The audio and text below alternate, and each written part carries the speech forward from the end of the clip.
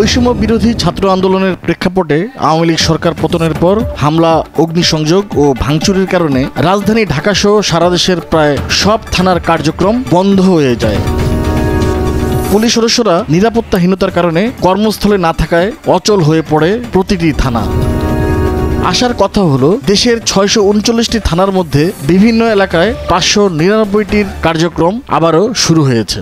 আজ ১১ আগস্ট এক বার্তায় পুলিশ সদর দপ্তর জানিয়েছে ১১০টি মেট্রোপলিটন থানার মধ্যে ৯৭টি এবং বিভিন্ন জেলার ৫২৯টি থানার মধ্যে ৫০২টির কার্যক্রম শুরু হয়েছে। বাকি ৪০টি থানার কার্যক্রম আবারও চালুর জন্য কাজ করছে সরকার।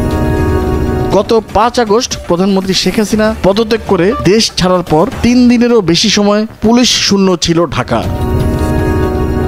ঢাকা মহানগর পুলিশের অধীনে থাকা ২৯টি থানায় সেনাবাহিনীর পাহারায় আবারও কাজ শুরু হয় গত ৯ আগস্ট সকালে। তবে পুলিশে কর্মরত অনেকে এখনো প্রাণ ভয়ে লুকিয়ে আছেন, ফলে রাস্তায় পর্যাপ্ত সংখ্যক পুলিশ মোতায়েন করা সম্ভব হচ্ছে না এখনো।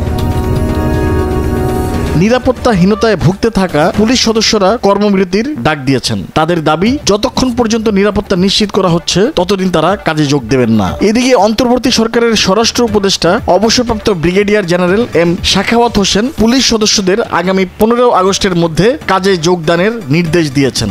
আজ স্বরাষ্ট্র মন্ত্রণালয়ে নিজের কার্যালয়ে প্রবেশের আগে সাংবাদিকদের এম সাখাওয়াত হোসেন বলেন, ১৫ আগস্টের মধ্যে যারা কাজে যোগ দেবেন না আমরা ধরে নেব তারা চাকরি করবেন না। ১৫ আগস্টের মধ্যে আপনারা কাজে যোগদান করুন।